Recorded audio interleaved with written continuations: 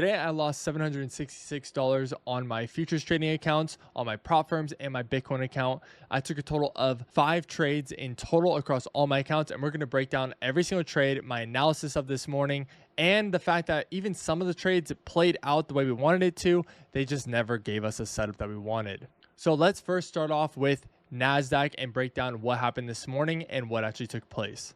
So this morning here on Nasdaq, you can see when we got to the charts, it's a pretty choppy market. It's not the best setup that we can possibly utilize, but it is something nonetheless. And so now we're going to do our technical analysis. What I see is there's day highs above us here.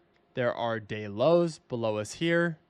And price ultimately on Nasdaq right now is choppy on the higher time frames. So now let's go down to the 4-hour time frame and let's look at some of the ranges we're dealing with. We have this range here, and price is in a premium of this range, of this ultimate 4-hour range that is pushed up and broken above this structure here. So we are in premium of this range, which in premium we're looking to go short, not go long. We wouldn't want to go long until price comes into an area of discount, which would be below this 50% line here. So now as I get into the 1-hour time frame, I want to make sure I mark out my session liquidities. So here is our different session liquidity. And as you can see here, there's Asia low has been taken. So we got London low here. And then we had at market open, London high. Now, as you can see, that's been taken out. But I'm going to show you case to you what I was seeing before the market open and what I was kind of targeting and how we took a loss on Nasdaq this morning, when in my opinion was a pretty good setup and I would have taken it every single time. So let's go down to lower time frames on the 15-minute. The 15-minute had this impulse range here, as you can see right here, this impulse range, and even this higher impulse range above us here. I knew at market open we are in premium of this range, which means I'd want to go short. Now, on the higher time frames, again, we're still in premium of this range that typically would want to look like we want to go short. So now let's go to the 5-minute and show you what I saw. As you can see, right at market open, we have this 5-minute rejection of not only a London high, right? So we have this rejection here. We also have a really strong rejection off this high here. Both these first 2 candles here, as we zoom in, gave strong rejection wicks off these highs. Those purple lines right there. Really good rejection wicks. Now, obviously, now in hindsight, you can tell why did you go short? Yeah, in hindsight, it always makes sense. But when you're in the live market and the candles are forming at live time, it doesn't make sense when it looks so clear to be a 1-minute kill shot to the downside. And for me, this setup I would take every single time. Now, what do? We go down to the 1-minute time frame, and as you can see here, we have an inverse fair value gap right here that gets inverted on this candle. We market sell right there. Stop loss goes to the liquidity sweep. Our first target was going to be this external range liquidity down here.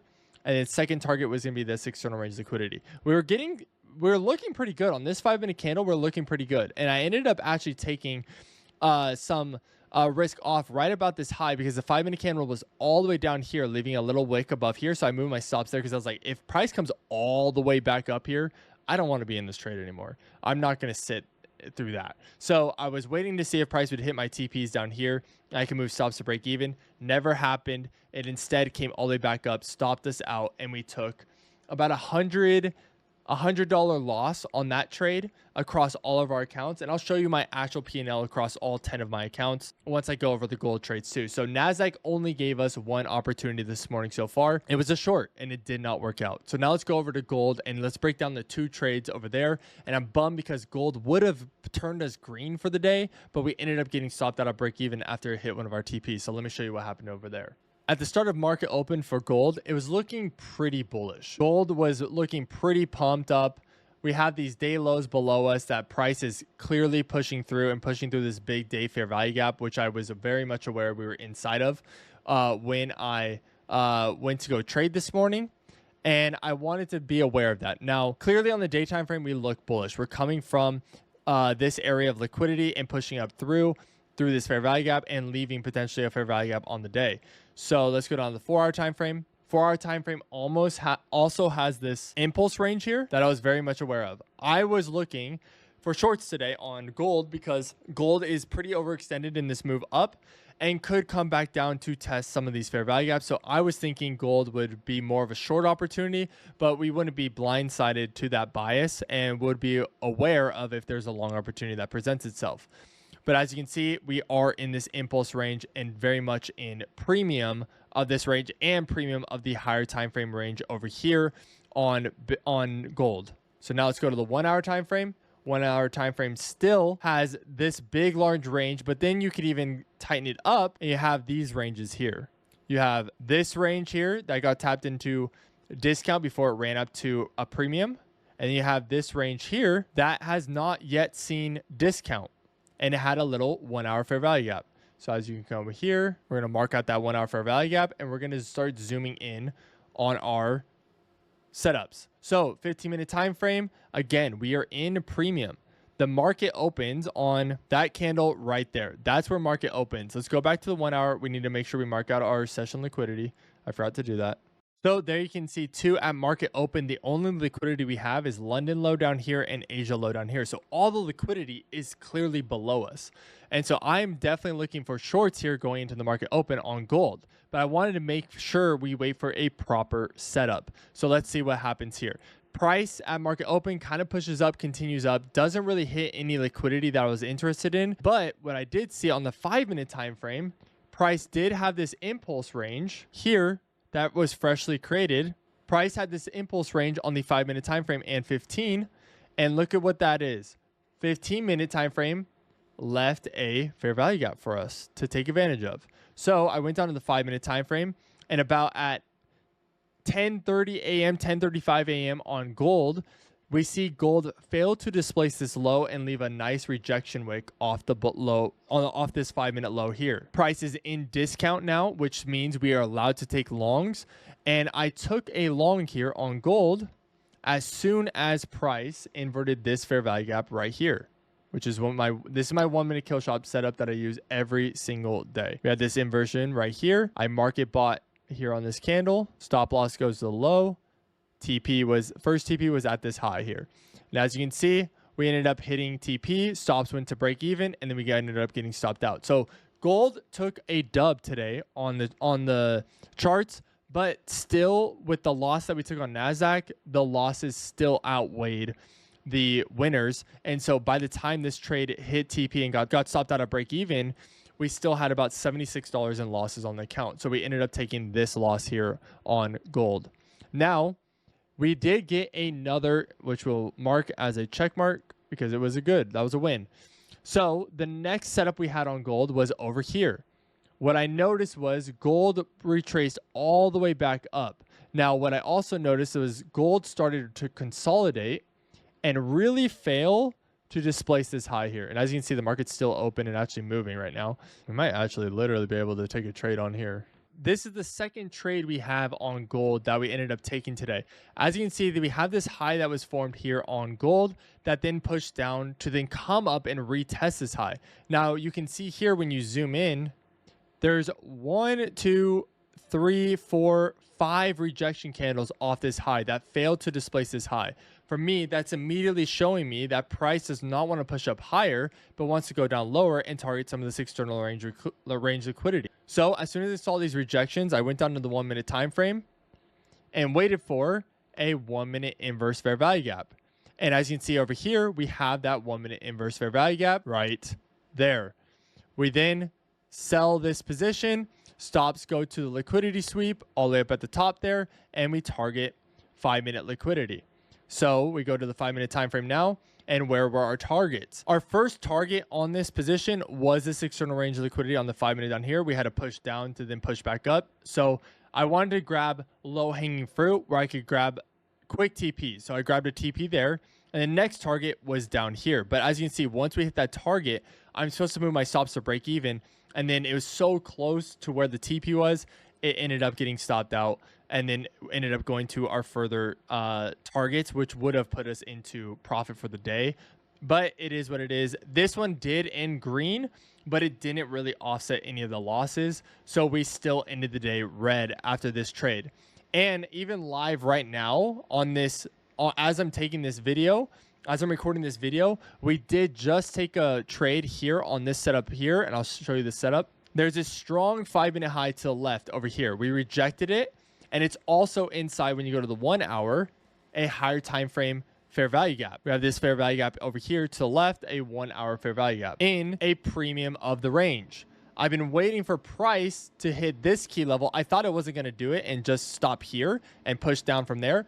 But it looks like it came up to here, rejected this high inside the fair value gap, and giving me a 1-minute kill shot down here. I'll show you. It inverted this fair value gap here, and we entered our position just like this. First target is at this 5-minute low down here. So we'll see if this trade plays out, but this one just happened. And so our P&L might be looking a little different at the end of the day. Make sure you follow me across my accounts. I'll make sure to post an update on whether this trade wins or loses. But as of right now, this is the other 1-minute kill shot we were able to lock in today on this account. Hopefully we can invert this 5-minute fair value gap and attack this external range liquidity. But remember, on the higher time frames, we're looking like we could start seeing a little bit of retracement on these higher time frames after a big impulse range that has yet to see any kind of real retracement. So I feel confident in this trade, and I think it could be a good setup, and hopefully it turns our day from red to green. So after all the trades we took on Nasdaq and gold, this is our prop firm account P&L for the day. We are down $725.40,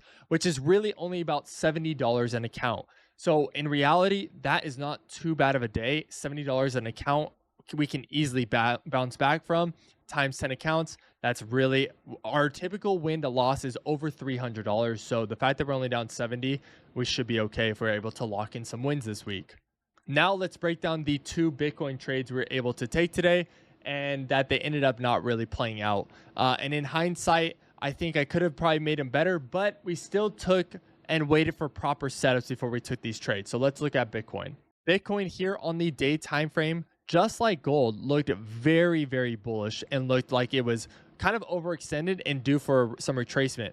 We just hit into this external range liquidity on the day time frame the day beforehand. And so I was like, okay, I think shorts are the play here on Bitcoin, and hopefully it gives me a setup. But if it gives me setups on lower time frames to go long, we'll take those too.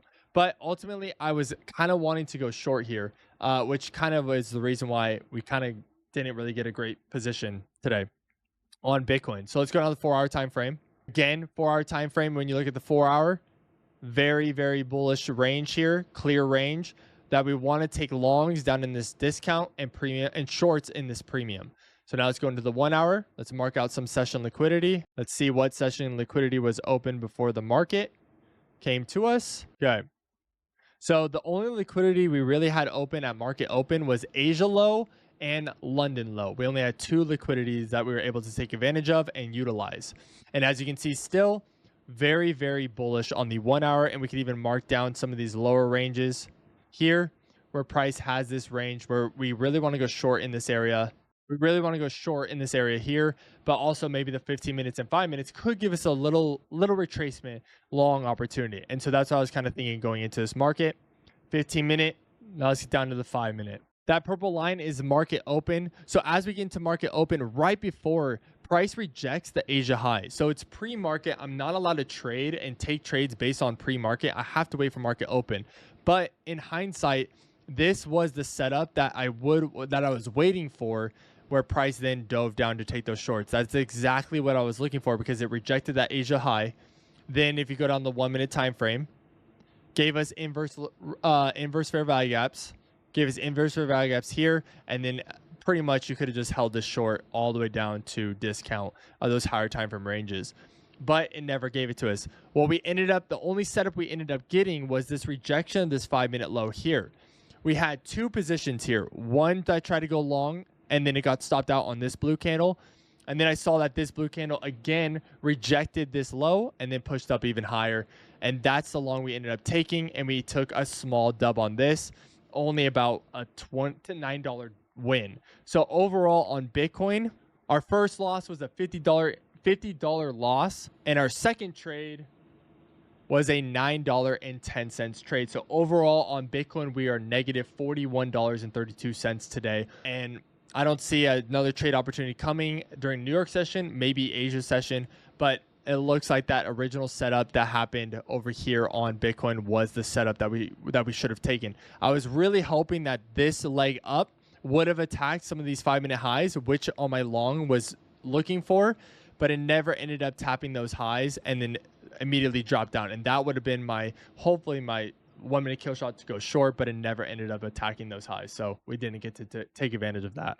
So I hope this video is helpful. I'm bummed that 2026 is starting off in the red, but hopefully we can turn it around this week and end this week green. I'm really excited to get 2026 caught up. These videos we'll be doing daily so you guys can learn from my trading, learn from the 1-minute kill shot, and learn from my mistakes and my successes that I'm doing on these trading charts. Make sure you like this video, subscribe, and leave a comment down below. What was your P&L today? Did you do better than me?